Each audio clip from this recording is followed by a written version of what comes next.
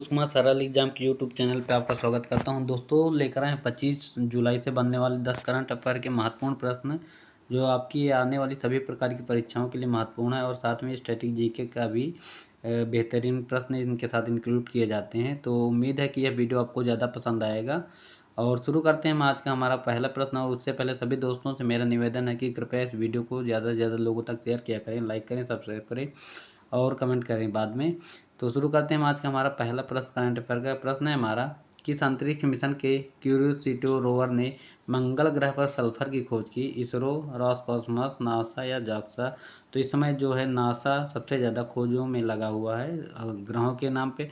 अभी उसने 6 ग्रहों की खोज की नासा ने, और ये मंगल ग्रह पर अभी सल्फर की खोज भी नासा के अंतरिक्ष यान ने की है। ठीक, तो शुद्ध सल्फर से बनी चट्टानें जिन्हें लाल ग्रह पर पहले कभी नहीं देखा गया था।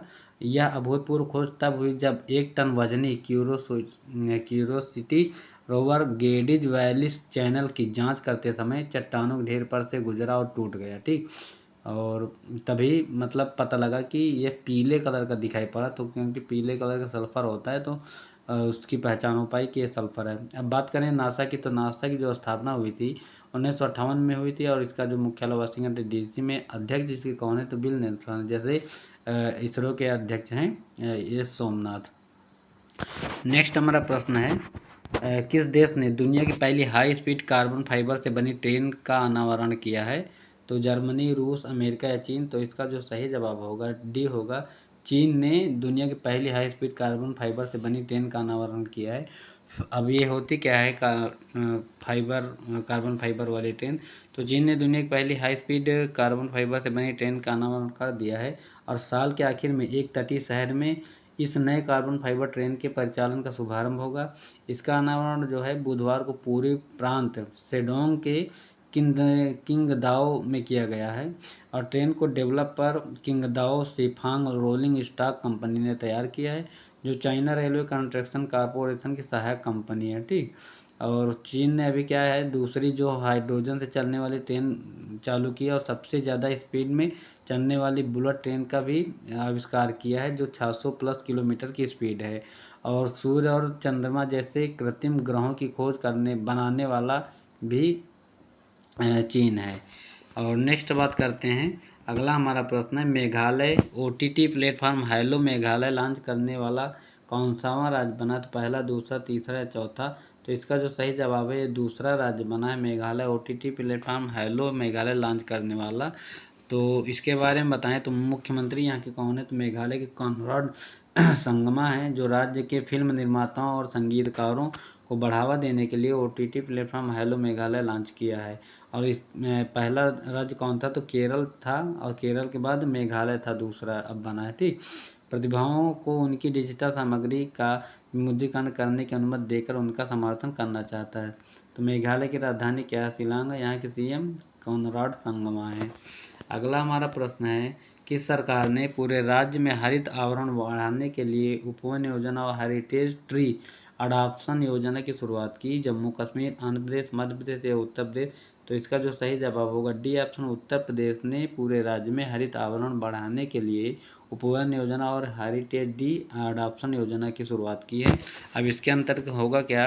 तो यूपी सरकार क्या है कि राज्य सरकार ने उपवन योजना के लिए 70 करोड़ रुपए का वार्षिक बजट आवंटित कर दिया है और राज्य की सांस्कृतिक विरासत को संरक्षित करने के प्रयास में सरकार ने हेरिटेज ट्री अडॉप्शन स्कीम के माध्यम से 948 वृक्षों का पोषण करेगी। ठीक, और 100 साल से अधिक पुराने जो पेड़ हैं उनकी 28 प्रजातियों को विरासत वृक्ष के रूप में भी नामित किया जाएगा। ठीक, और वर्तमान में उत्तर प्रदेश के मुख्यमंत्री कौन है? तो योगी आदित्यनाथ हैं।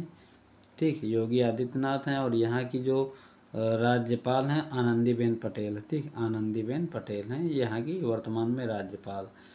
और नेक्स्ट बात करते हैं अगले प्रश्न की, किस राज्य में 6G शास्त्रीय और क्वांटम संचार उत्कृष्टता केंद्र का उद्घाटन किया गया?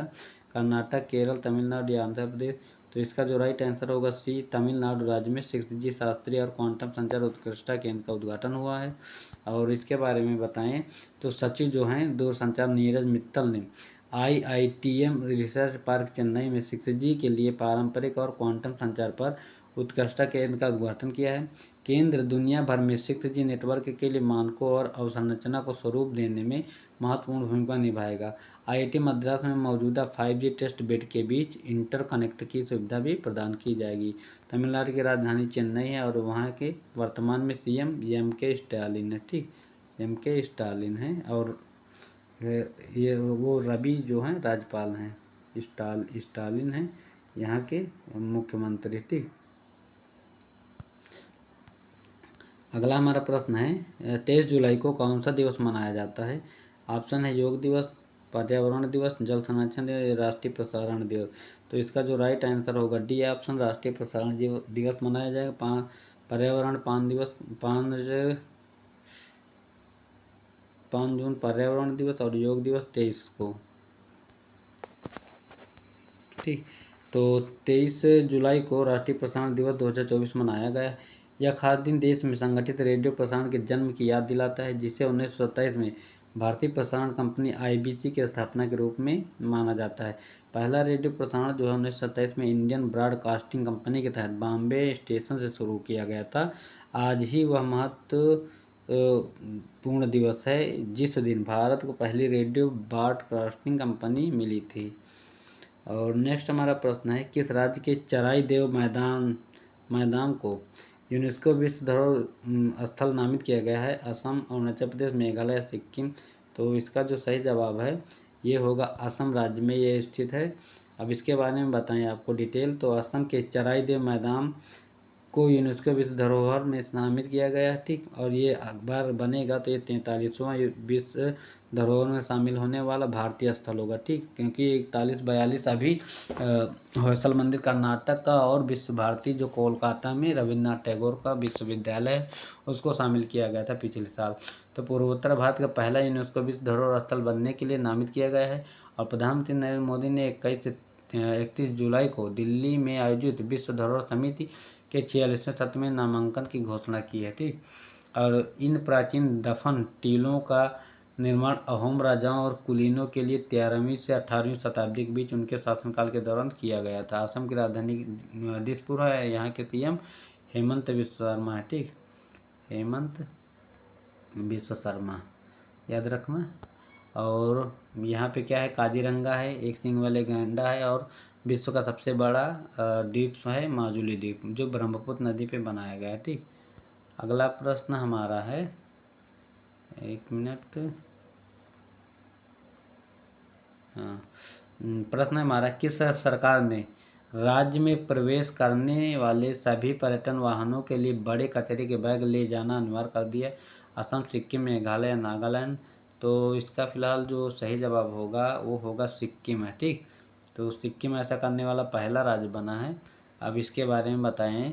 तो सिक्किम सरकार ने राज्य में प्रवेश करने वाले सभी पर्यटक वाहनों के लिए बड़े कचरे के बैग ले जाना अनिवार्य कर दिया है। इस पहल का उद्देश्य क्या है। तो पर्यावरणीय स्थिरता और उचित अवशिष्ट प्रबंधन को बढ़ावा देना है। पर्यटन और नागरिक उड्डयन विभाग द्वारा जारी इस निर्देश का उद्देश्य सिक्किम के प्राकृतिक पर्यावरण की प्राचीन सुंदरता को बनाए रखने में सामुदायिक भागीदारी को बढ़ावा देना। ठीक, और सिक्किम पहला ऐसा राज्य था जिसने जैविक खेती शुरू की है और हींग की खेती करने वाला हिमाचल प्रदेश। और राजधानी इसकी क्या है गंगटोक। CM प्रेम सिंह तमांग दोबारा बने। राज्यपाल लक्ष्मण आचार्य हैं यहाँ के। अगला हमारा प्रश्न जैव विविधता हानि से निपटने के लिए BBVA और किसने दुनिया का पहला जैव विविधता बॉन्ड लॉन्च किया है। तो IFC, ICMR, नाबार्ड, SAB। तो इसका सही जवाब होगा IFC ने इसका सहयोग किया है। तो जैव विविधता हानि से निपटने के लिए BBVA और IFC ने दुनिया का पहला जैव विविधता बॉन्ड लॉन्च किया है। इंपॉर्टेंट प्रश्न बनता है जैव विविधता को पृथ्वी पर सभी जीवों के एक समुदाय और सभी पारिस्थितिकी तंत्रों से उनके बीच की विविधता के रूप में परिभाषित किया जाता है। कई बार प्रश्न पूछा गया है जैव विविधता शब्द किसने लोकप्रिय किया। तो समाजशास्त्री एडवर्ड विल्सन द्वारा गढ़ा गया था ये।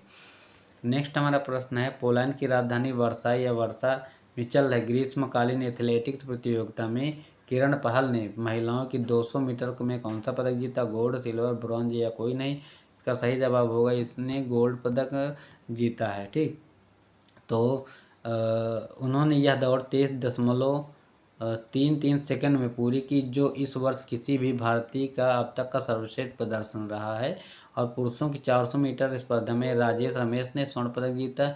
इसी स्पर्धा में मोहम्मद अजमल तीसरे और मोहम्मद अनस याहिया चौथे स्थान पर रहे हैं। ठीक, तो ये थे आज के हमारे 10 करंट अफेयर के महत्वपूर्ण प्रश्न, जो आपकी सभी प्रकार की परीक्षा के लिए इंपॉर्टेंट थे। और उम्मीद है कि यह वीडियो आपको पसंद आया होगा, तो लाइक करें, सब्सक्राइब करें और ज़्यादा से ज़्यादा लोगों तक इसको शेयर करने की कृपा करें। Thanks for watching this video. Thank you, bye.